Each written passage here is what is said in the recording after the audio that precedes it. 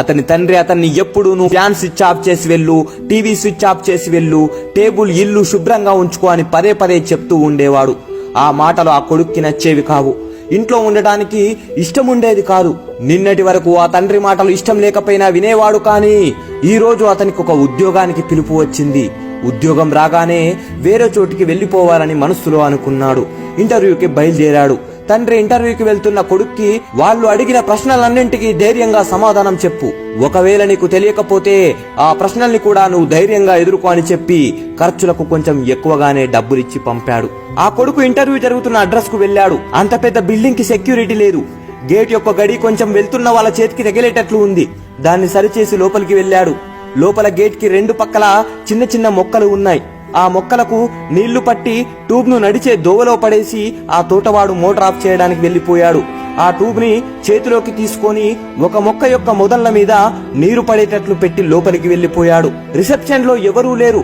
ఇంటర్వ్యూకి first floor అని board రాసి పెట్టి ఉంది. మెల్లగా మెట్లెక్కాడు. దారిలో నిన్న రాత్రి వేసిన లైట్లు వెలుగుతూనే ఉన్నాయి. ఎవరు ఆఫ్ చేయకుండా ఉన్నాయి. లైట్స్ ఆఫ్ చేయకుండా వెళ్తున్నావని తండ్రి చెప్పిన మాటలు వినపడుతున్నట్లుగా సడన్ గా అనిపించి వెంటనే మెట్ల వద్దకు వెళ్లి లైట్ స్విచ్లను ఆఫ్ చేసి పైకి వెళ్లిపోయాడు. ఫస్ట్ ఫ్లోర్ లో ఒక పెద్ద హాల్లో చాలా మంది కూర్చొని ఉన్నారు. అంతమందిని చూసి నాకిక్కడ ఉద్యోగం దొరుకుతుందా అని మనసులో అనుకుంటూ ముందుకు అడుగులు వేశాడు. అక్కడ ఫ్లోర్ పై ఉన్న మ్యాట్ పై వెల్కమ్ తలక్రిందులుగా ఉంది. దాన్ని కాలితో సరిచేసి లోపలికి వెళ్లిపోయాడు. ఆ హాల్లో ముందు వరుసలో చాలా మంది కూర్చొని ఉన్నారు. వెనుక వరుస ఖాళీగా ఉంది. కానీ ఫ్యాన్ తిరుగుతూ ఉంది. గదిలో ఎవరూ లేనప్పుడు ఫ్యాన్ ఎందుకని వాళ్ళ అమ్మ అన్నట్లు మాటలు వినపడ్డాయి. వెంటనే ఫ్యాన్ స్విచ్ ఆఫ్ చేసి ఇంటర్వ్యూకి వచ్చిన వారితో కలిసి కూర్చున్నాడు. ఇంటర్వ్యూకి వచ్చిన వాళ్ళని ఒక దారిలో నుంచి లోపలికి పంపి వేరే దారిలో నుండి బయటకు పంపిస్తున్నారు. దానివల్ల లోపల ఎటువంటి ప్రశ్నలు అడుగుతున్నారో అనే విషయం తెలుసుకోలేకపోయాడు.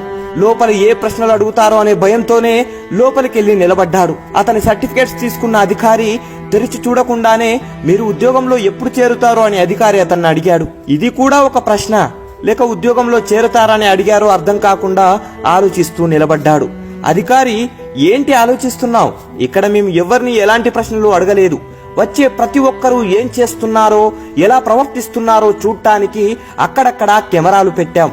ఇక్కడికి వచ్చిన అందరూ వేస్ట్ అవుతున్న వాటర్ ని కానీ ట్యూబ్ లైట్స్ ను కానీ ఫ్యాన్ ని కానీ ఆఫ్ చేయలేదు. కానీ మీరొక్కరే అన్నింటినీ సరిచేస్తూ లోపలికి వచ్చారు. మేము మిమ్మల్ని ఉద్యోగంలోకి తీసుకుంటున్నామని అధికారి చెప్పాడు. నాన్న చెప్పే మాటలన్నీ నాకు విసుగు తెప్పించేవి, కానీ ఆ మాటలిప్పుడు నాకు ఉద్యోగం ఇప్పించాయని సంతోషపడ్డాడు. తండ్రి మీద ఉన్న కోపం మొత్తం పోయింది. ఉద్యోగంలో చేరేటప్పుడు నాన్నని కూడా ఇక్కడికి తీసుకురావాలని మనస్సులో అనుకుంటూ ఇంటికి బయలుదేరాడు. తండ్రి మన కోసం ఏం చెప్పినా ఏం చేసినా మన భవిష్యత్తుకి మంచి జరగాలని చేస్తాడు. ఉలి దెబ్బలకి శిల బాధపడుతుంది అనుకుంటే రాయి శిల్పం కాదు. ఆ బాధని తట్టుకున్నప్పుడే ఆ రాయి శిల్పంగా మారుతుంది. తండ్రి మనలో ఉన్న చెడుని ఉలిపెట్టి కొట్టినట్లు పొగుడుతాడు. తల్లి బిడ్డని పాలిచ్చి లాలించి కథ చెప్పి పడుకోబెట్టి పెంచుతుంది. కానీ తండ్రి అలా కాదు. తాను చూడని లోకాన్ని తన కొడుకు చూడాలని తన భుజంపై కూర్చోబెట్టి లోకాన్ని చూపిస్తాడు. తల్లి ఒక కవిత అయితే తండ్రి ఒక చరిత్ర. తల్లి కష్టపడేదాన్ని కనిపెట్టొచ్చు, కానీ తండ్రి కష్టాన్ని పక్కవారు చెప్తే కానీ కనిపెట్టలేరు. మనకి తండ్రి 5 సంవత్సరాల వరకు గురువులాగా, 25 సంవత్సరాలకు శత్రువులాగా కనిపించే తండ్రి గురించి ఆయన చనిపోయిన తర్వాత ఆయన గొప్పతనం తెలుస్తుంది. తల్లి వృద్ధాప్యంలో కొడుకు లేదా కూతురింట్లోనే ఉండి తన జీవితాన్ని గడుపుతుంది. తండ్రి అలా ఉండలేడు. చివరి వరకు ఒంటరిగానే ఉండిపోతాడు.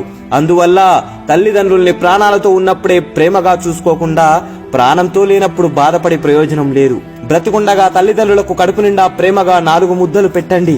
సంతోషంగా మరికొంతకాలం జీవించే అవకాశం కల్పించండి. జై హింద్.